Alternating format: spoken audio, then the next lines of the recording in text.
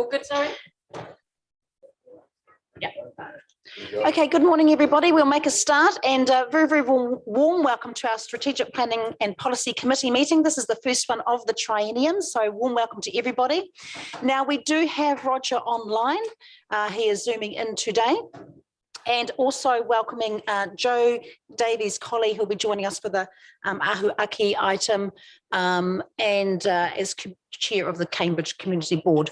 And Ange Holt, who I believe is here as well, just popping in, will be joining us for that item too.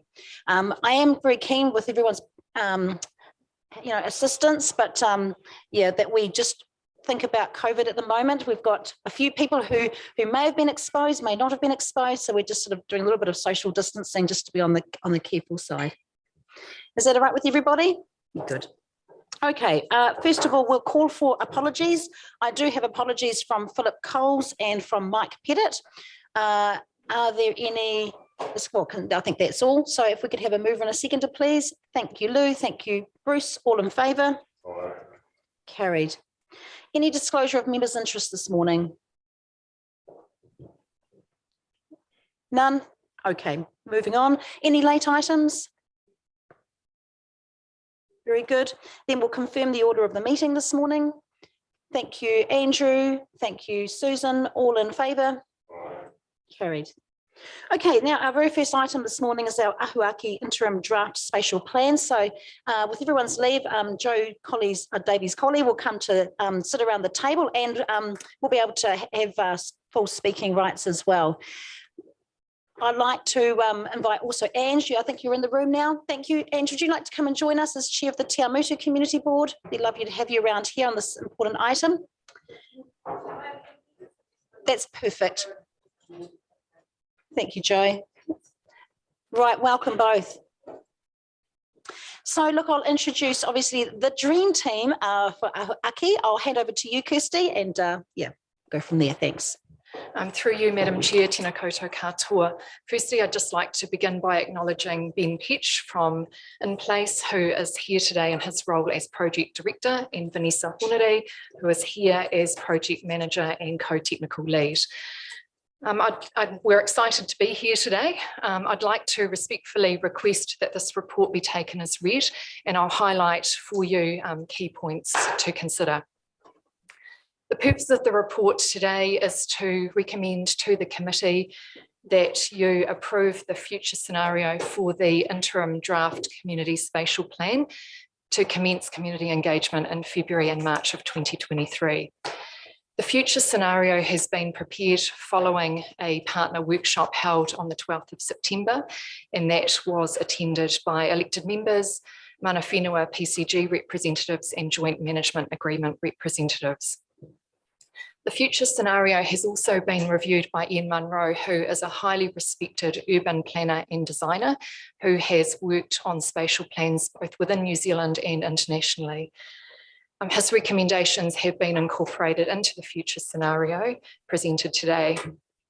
Just noting also that the future scenario has been endorsed by the PCG, comprising elected member representatives and representatives from mana whenua. I'd just like to also emphasise that the future scenario is a starting point for conversation with our Waipa communities, with formal consultation process to follow an informal community engagement commencing in February and March. That more formal special consultative procedure is scheduled to commence in mid-2023. We anticipate that there will be change as a result of the feedback from discussions with our communities, and we very much intend that this plan is an iterative process.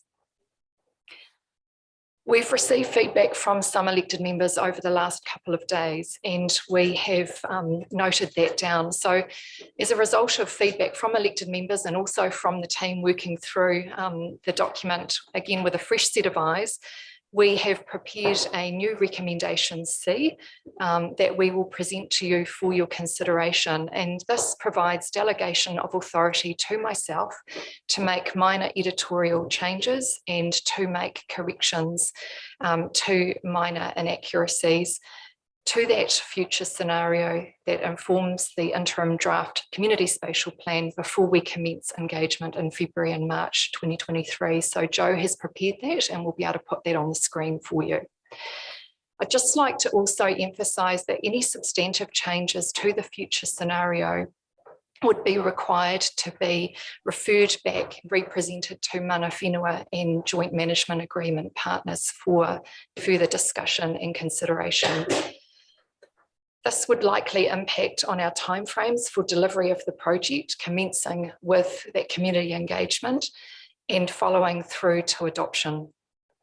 We'd also anticipate that there would be cost and risk impacts with that.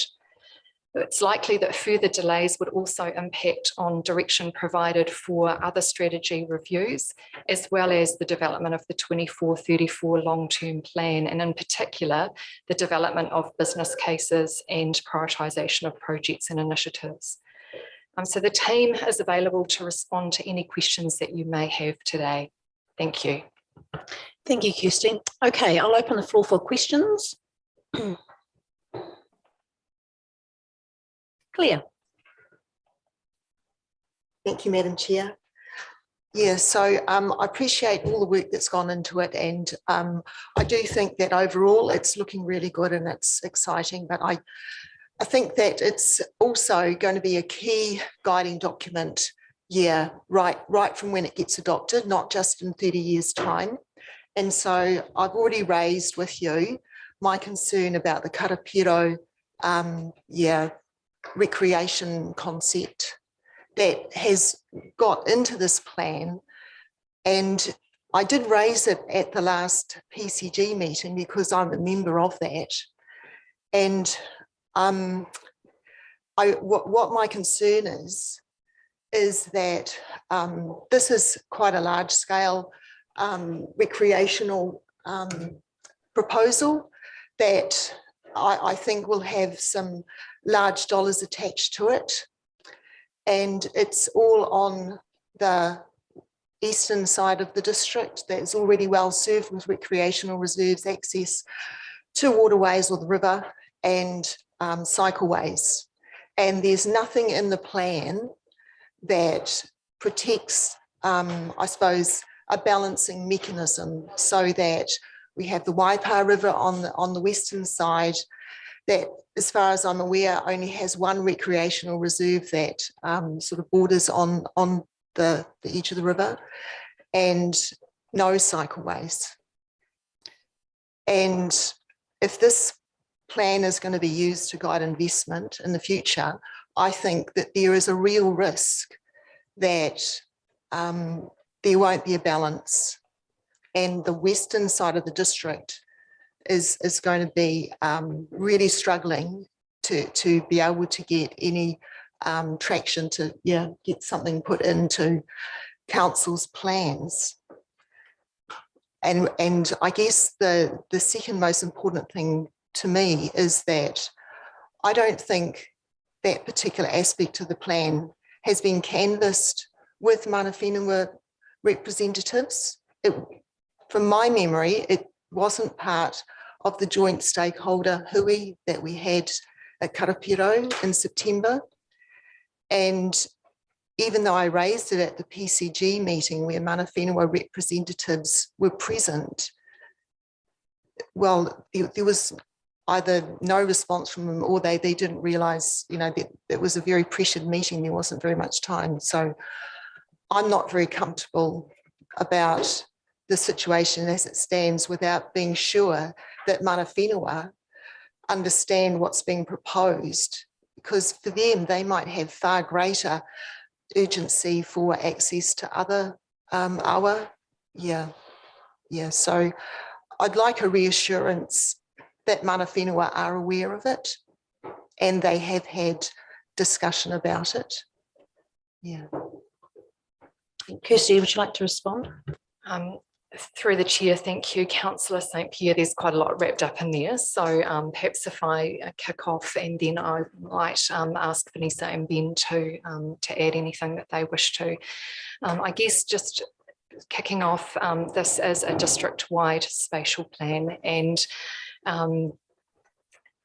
we have been working with Mana Whenua and iwi, JMA partners and elected members through the course of the more recent work and working through the future scenarios and the partner workshop. We developed what were environmental bottom lines or success factors.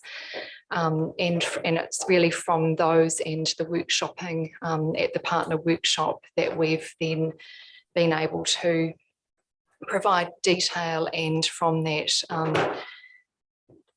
implementation actions and initiatives that will feed into other work streams. With regard to Karapiro specifically, it is already recognised as a place of cultural significance, as a national sporting venue, and obviously we have the Te Awa Cycleway that extends around part of the lake.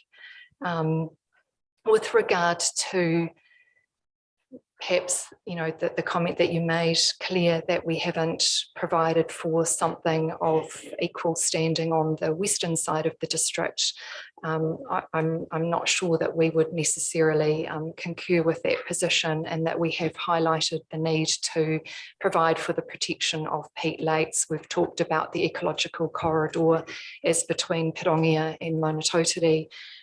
We know that already within our current plans there is provision for the extension of cycleways.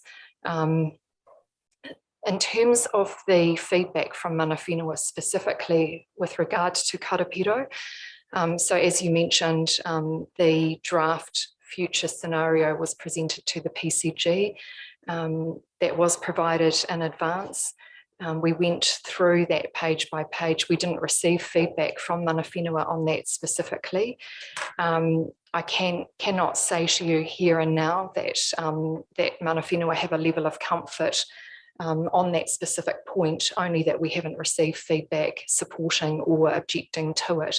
However, notwithstanding that, we are hoping to be able to schedule a meeting with Ngā Iwi Tōpū Waipa and representatives, Mana Whenua PCG representatives next week to talk through issues relating to ahuaki. So that is something that was spoken about at the PCG. We have sought input from Tiffany Wilson and working to connect with those PCG representatives. I don't know whether Ben and Vanessa would like to add anything further. No, I'm going to second what Kirsty just outlined for the different kind of points. Karapiro, the destination Karapiro, as we kind of called it, just for ease of reference, is a really kind of realizing on an opportunities which is already existing. And they are actually even more opportunities with that project transport SH1 Cambridge to Prairie realignment. This is something to bring actually to the community for community engagement as a point of discussion. On the Mana Whenua feedback, as you mentioned, the document was distributed 7 working days ahead of the meeting for actually gathering feedback from all members of the PCG. And we are recreating an opportunity for additional feedback. This is something that needs actually to be discussed on.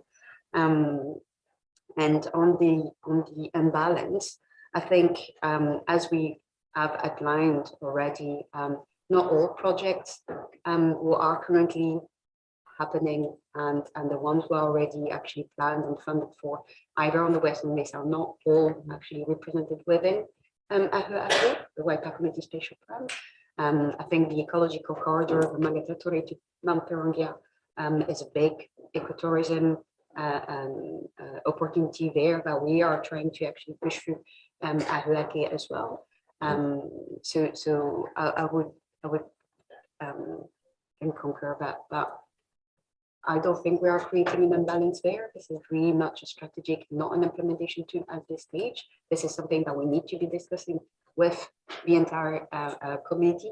The Karapiro community hasn't been actually much engaged over the last few years, and that's something that needs to actually be put forward for discussion with them.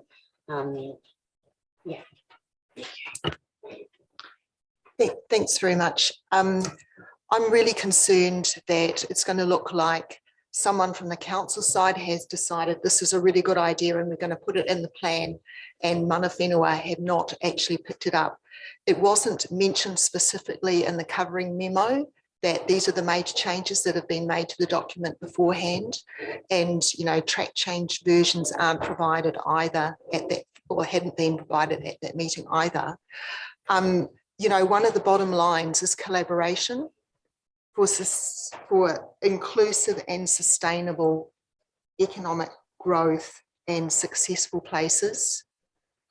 I don't get the feeling that that's what this, the outcome of having this Karapiro destination concept slipped in here now without being sure that mana whenua support it, or even though they may support it, they may prefer it be expressed in a different way and in a more inclusive way. Now, just on the Ecological Corridor Project, I am on that governance group, so I'm kind of familiar with the aims of the project. It doesn't include cycleways or access ways specifically. It's really about working with private landowners. So it's not going to provide a cycleway that's going to link, or a walking, or even a walking trail that will link Mangatautari to Pirongia, okay, on its own. Yeah, and that's the kind, I think that's the destination side of the Karapiro concept, is that, it's going to be a visitor attraction as well as a fantastic asset for the local community, an asset that is actually too far away for people on the western side. Yeah, because it's over a 30-minute drive, and with the cost of petrol and things like that, it's going to be more important than ever to have really good recreational opportunities, within a close proximity. Yeah, Thank you. Okay, look, thank you, Claire. I will come to you, Roger and Lou shortly. But yeah. So, Roger, you go first. All right. You've been waiting a while. Can you hear me okay? Yes, perfect. Yeah. Look, I think it's a really exciting document, and it's great that it's actually got to this stage that it's going out for community consultation. I thank Kirsty for the responses that she sent to the various questions that were raised. And I'm assuming that from the distribution, all councillors have actually got a copy of that response. I'm just wondering whether, as that is the case, that response can be tabled and therefore recorded as part of the minutes of this meeting. Absolutely. I'm sure that will. Kirsty is nodding. If you can't. That's fine. Through you, Madam Chair, I can confirm that the email was provided to all elected members, and we can table that so that it is on the formal record. Through you, Madam Chair, can I please just add a further point in response to the points raised by Councillor St Pierre, and just note the feedback provided in respect of mana whenua and destination Karapiro on page 45 of the future scenario, where we actually have the table of suggested implementation methods. We do acknowledge the need to work closely with mana whenua to develop a long-term program to be able to create destination Karapiro, a partnership plan and a marketing strategy. So just want to note that that has been referenced within the document. Yeah, okay, thank you, Kirsty. Look, and I guess as we progress on this journey and go out for public consultation, everybody will be able to have their say. For me, I think that Karapiro has just kind of turned into destination Karapiro. Perhaps it's been highlighted more than what it has been in the past, but the inability for that community to connect with the rest of Waipa, I think, has been difficult, particularly when there's a great big hydro dam in the middle that's been closed for some time. So I have sensed, that particular community has been looking for, a bit of more of a focus, I suppose, and to be made to feel a bit more inclusive with Waipa. So that's, I think, the intent, and I think that's something we have talked about. And we've also talked about the number of reserves that on State Highway 1, well-used, well-loved reserves that have not you know, well, I know the community are very, very keen to see toilet upgrades and things like that as well. So I think that that's what's been now wrapped up into Destination Karapiro. It's mostly those two things on the State Highway 1 side. And I think that there's a real desire for us to create regular meetings with that community, and hopefully that will start to shape up quite soon in the new year. Lou, did you had your hand up earlier? Thank you, Madam Chair. I just wanted to make a point that I feel that this is a living document. Firstly, I'd like to congratulate you all on what you've achieved. And specifically, I think that it's a well-written document, but we have to sit and remember that we're living in changing times. This has to be a living document, and it has to move at all times. It's not going to be a rigid document. But my main question is this going to be impacted by the idea of the government now putting spatial plans at a regional level, as they have done with the Resource Management Act? And will this impact on this, particularly because as I understand it, we will have to have a regional plan rather than our own plan?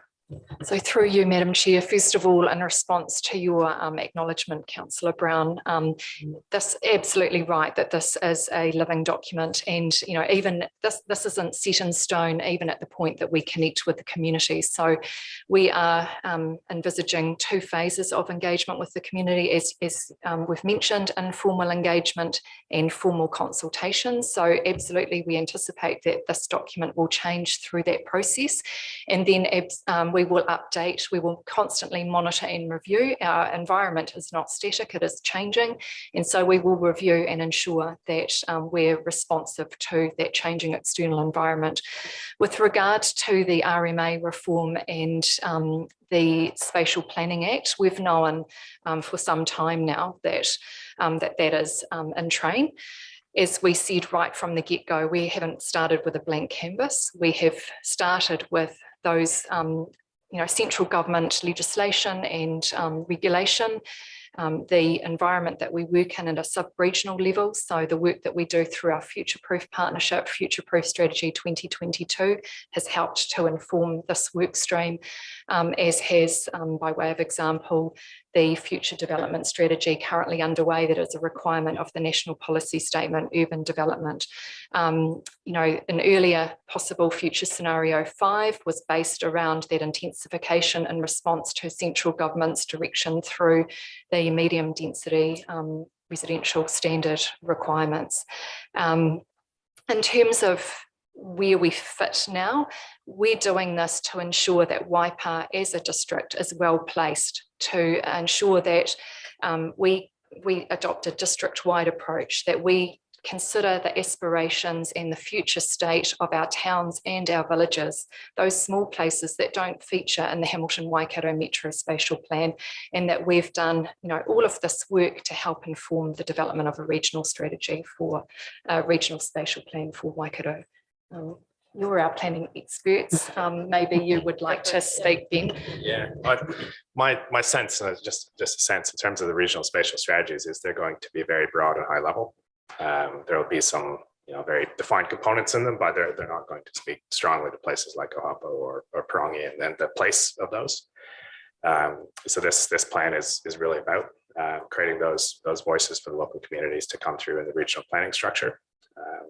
I think it's a good oar in the water for Waipa in the process.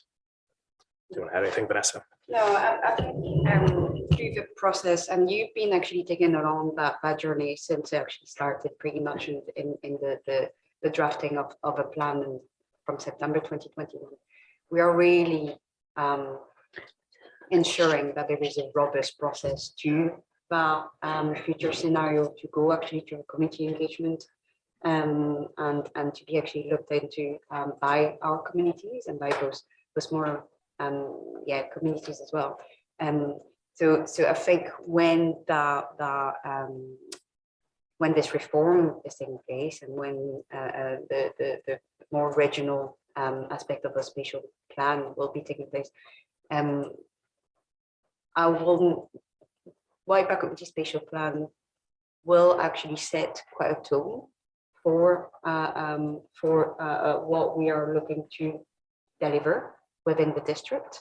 And it's my understanding from the different discussion what happened either in ZPI or the National Planning Institute, sorry, that those smaller spatial plan will be actually looked into a little bit more closely when those most sub-regional plan are being prepared.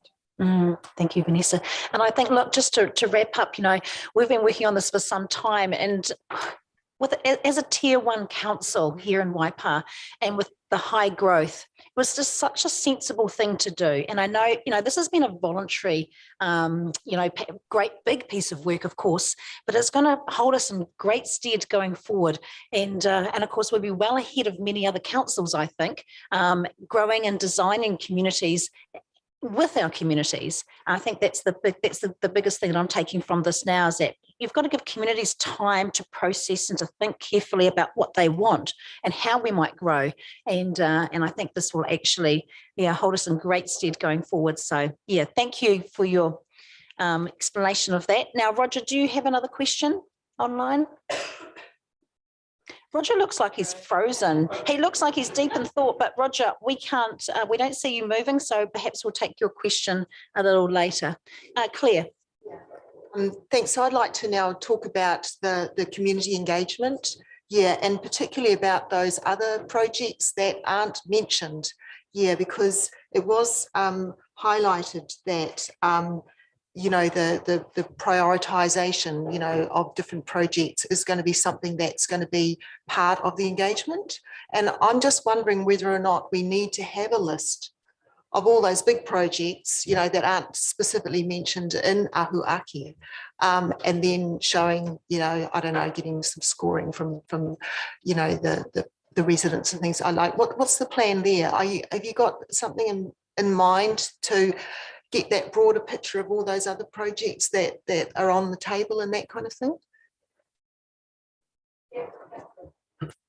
Through you, Madam Chair, I think we've said previously that this is very closely related to the development of the next long-term plan, and we have another item on the agenda later today in a workshop session on LTP prioritisation, but we are working on developing a prioritisation framework for the long-term plan, and Ahu'aki, the work that we've undertaken through the evaluation process, will help to inform that.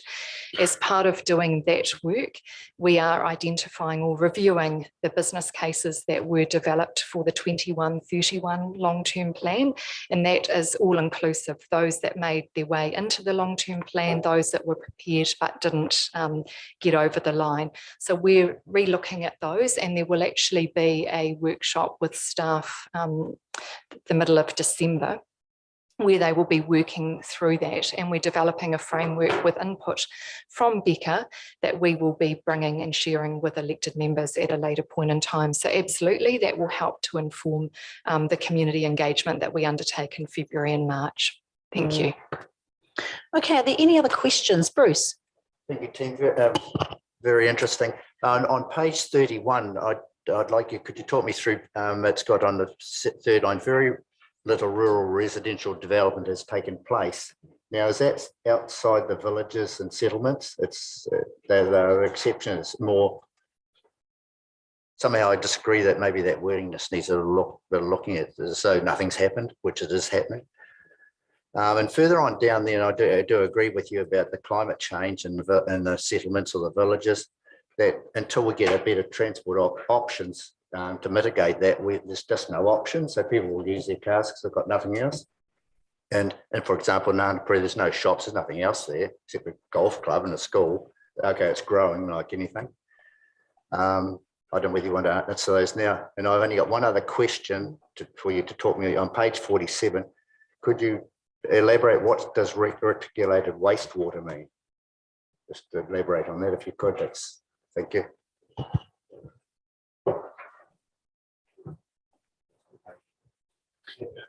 Thank you, Bruce.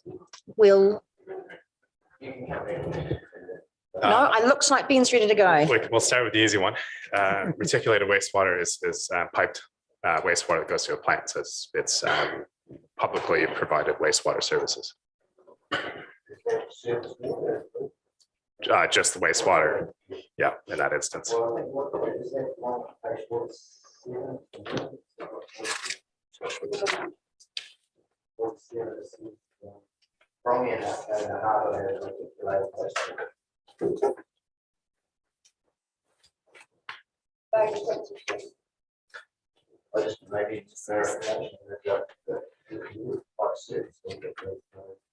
Yeah, so good question.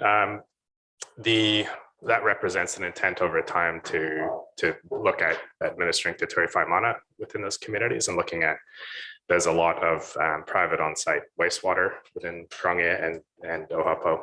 And in the future, logically, you look at whether you can service them with reticulated or publicly provided wastewater systems, which has a higher standard of treatment than on-site treatment systems would. That's the point being made there. Thanks.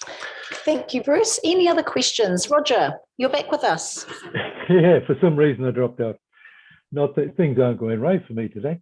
Yeah, just a quick question. There were a couple of Kirsty's responses that she said, if required, a change can be made if required.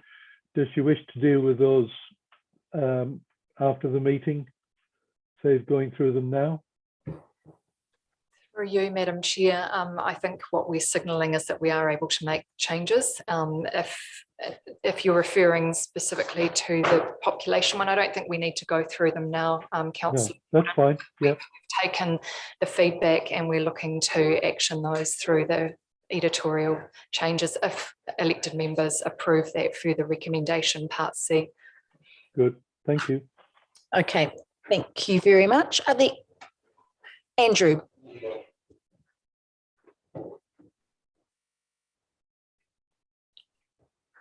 There we go. Yeah, thanks. Really interesting document. I was interested to see there was no expectation of further land that the towns and villages, presumably with the exception of Ohapo, are going to not grow outside the bounds of the, and you know, I'm totally in favour of that. Yeah, the water solutions for Pirongia and Ohapo will certainly provide some challenges for planning, no doubt. But I think my own self, particularly Ohapo, is the demand is likely to be there for more housing.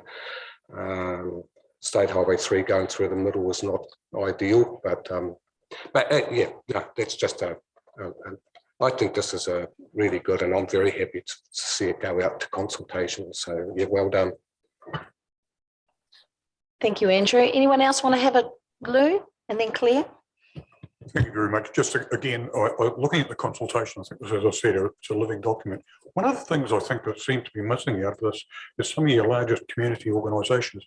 I was thinking things like the Ohapo Hub, Te Amere Sports, all of these sort of hubs that actually have sometimes up to 5,000 to 6,000 members. And they are an integral part of our society. And I'd even chuck in the RSA. I mean, these are people that are big organisations and have quite a large impact in our society. Just wondered why they were just left off the agenda. Through you, Madam Chair, Councillor Brown, I think you're referencing the engagement that has already been undertaken. So the first round of that focused on investment partners, so really central government agencies, neighbouring local councils.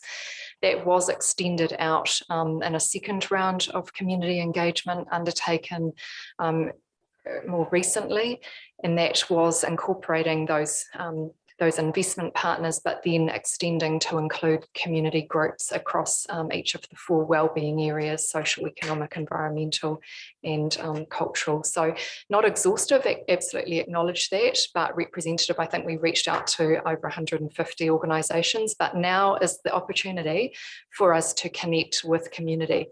And really, we'll talk with you at a future point in time, but very keen for that to be interactive, informal, conversational, much the same as we undertook when we did the early engagement on the development of the 21-31 long-term plan, where we actually went out into communities. So really important that we connect with people who don't find their way into our council chamber.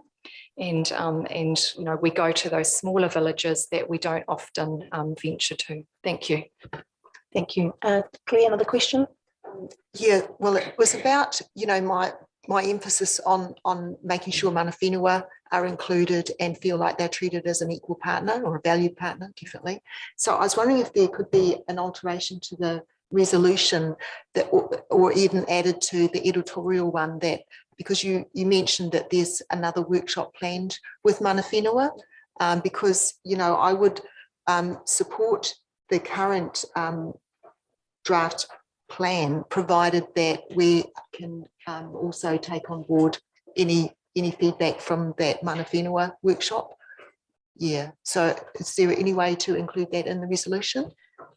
Through you, Madam Chair. So yes, we are framing that up as another meeting with mana whenua PCG representatives, just to make provide clarification also, is that our engagement with mana whenua and iwi won't stop at this point. Acknowledge that your concern, Councillor St Pierre, is to ensure that connection prior to the commencement of engagement.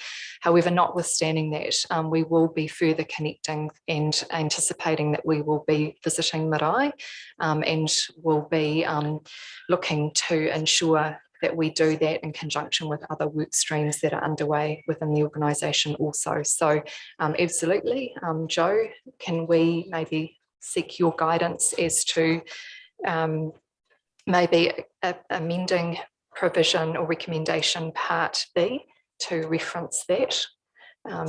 I can come and work with you, or you can come over here. But yes, we can do that. Thank you.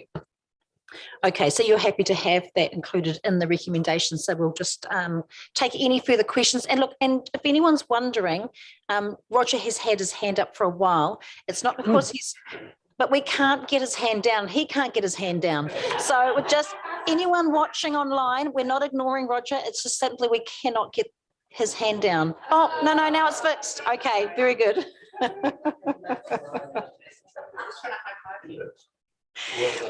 Anyway, so there we go. Look, while the team are just making that small alteration, are there any other comments on Ahuaki that anyone would like to make? So I see Marcus and then Andrew. Yeah, I think it's quite exciting. I'm really looking forward to the community consultation, because that's when the rubber hits the road, really, and we can, buy our ratepayers and communities into this. So I'm really looking forward to that, and hopefully we nail it on the head, which we normally do with our awesome comm stuff. So yeah, quite exciting.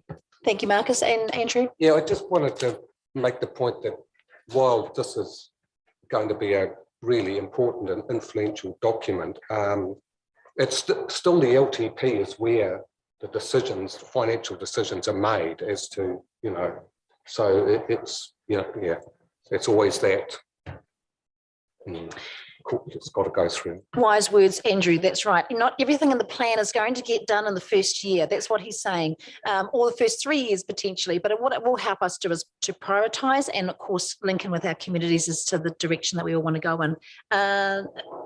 Susan, just to wind it up, I suppose. I thank you, team, who've done some amazing work there. I just am really looking forward to hearing from our broader community in terms of their feedback at first glance on this draft, and very much a draft notion that we're sort of kicking off here. Just kind of, I love the way that it's really aspirational, and it's not granular, and I love its positivity. So those are things that I think bear out quite strongly for me when I read it.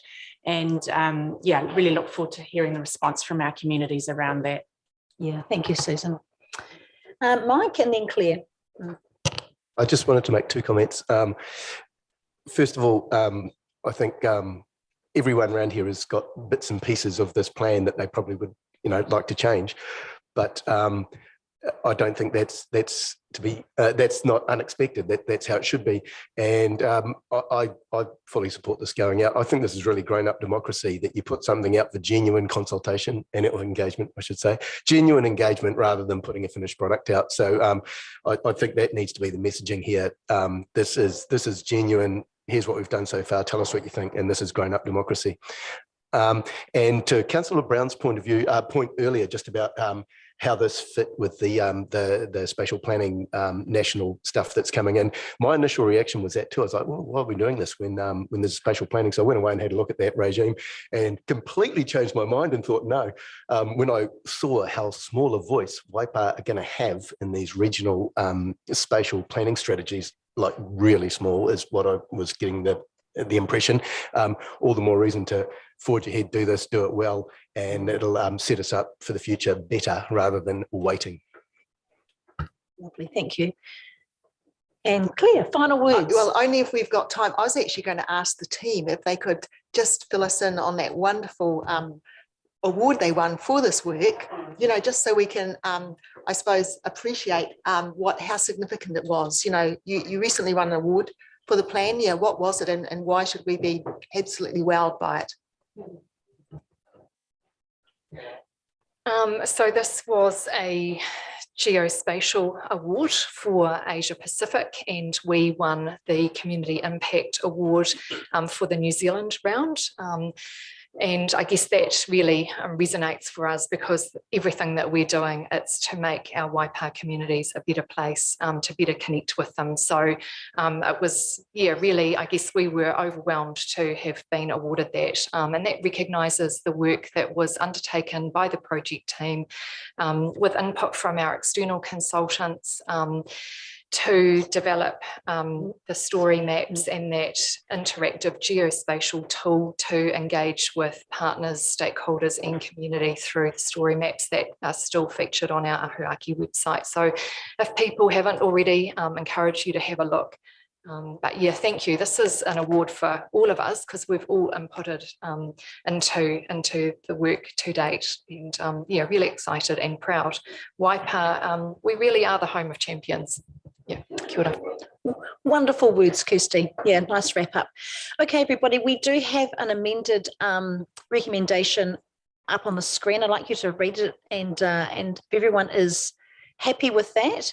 So the addition of C, and of course, after discussion, we're going to include what's in red there. So that's changes as a result of further engagement with mana whenua, PCG representatives. So that's the addition as well. So Susan is happy to move all three, A, B and C recommendations, and Marcus is happy to second. All in favour? Aye. Carried. Thank you very much, everybody. Right, we'll just take just a minute or so. We're going to move on to our next item, which is housing strategy for Waipa, but just take a breath.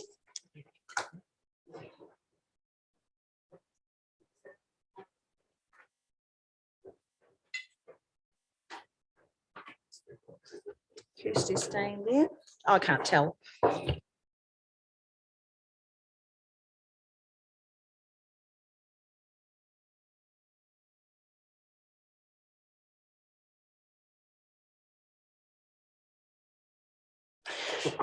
Roger, your hand is still up, by the way.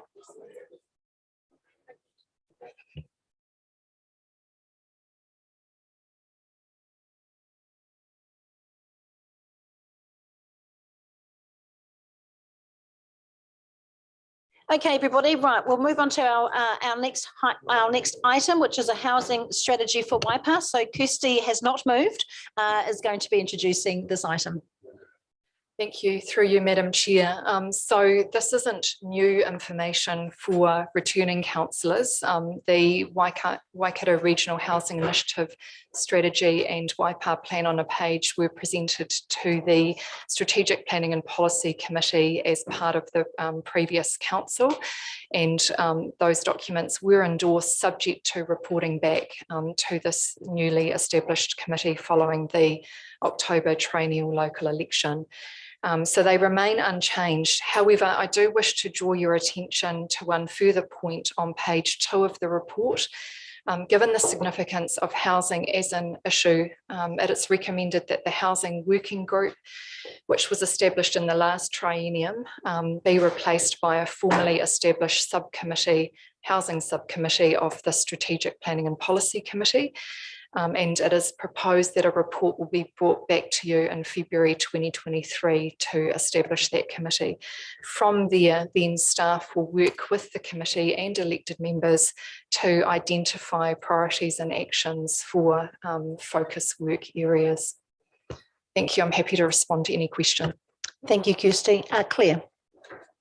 Thanks, Kirsty. And I couldn't agree more that it's a really important area for us to be involved in. I just wanted to clarify that the list on page 2 of the report talks about that the Housing Working Group will focus on, that the second bullet point is council's focus is affordable and market areas.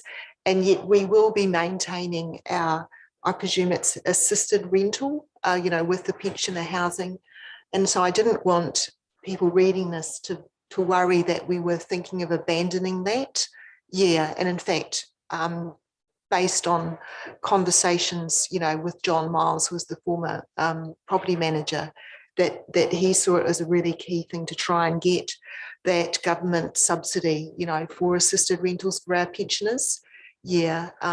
So is there any chance of that being included or something, or noted that we're definitely committed to continuing with the pensioner housing portfolio that we have? So through you, Madam Chair, the list of bullet points that Councillor St Pierre refers to on page 2 of the report were taken as feedback from the previous Housing Working Group and councillors. There is reference there to affordable and market areas of the housing continuum, that being the focus for council. When we look at that affordable section, it does include assisted rental. So I guess we've just taken that, assume that to be the case. I mean, there has been specific discussion about retention of that portfolio and involvement in that sector. If you would like us to specifically note that, could we capture that in the minutes, Claire, please? Thank you. Yeah, look, I think that's important, and certainly there's no, no desire to move away from all the good work that we have been, doing in this space. So, are there any other questions regarding this item, Mike? Just wondering if you're considering that committee including any outside expertise in this case. Through you, Madam Chair, I think that's absolutely a conversation for this committee to have when they look at establishing the committee. We will provide you with a draft terms of reference for your consideration, and we'll use as a starting point the terms of reference from the Housing Working Group. But absolutely, that's something also, Claire, if you wouldn't mind, that I'd suggest we incorporate within the minute record. Thank you. Okay, everybody. So look, we've got a recommendation in front of us, A and B. Obviously, this item is not unfamiliar to us, and Claire looks like she is happy to move the item. If I can have a seconder. Thank you, Andrew. All in favour? Aye. Carried. Okay, right. Thank you, everybody. Well, we'll just take a break now for 15 minutes, and we'll return just after 10 o'clock for our next item, which is our Treasury update.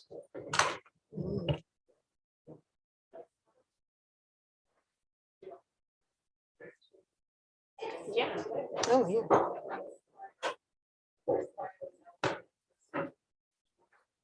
Hi.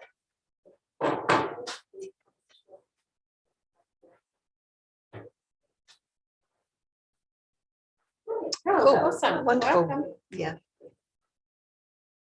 Kirsty's got it too. Kirsty's got it too. Finally. Yeah.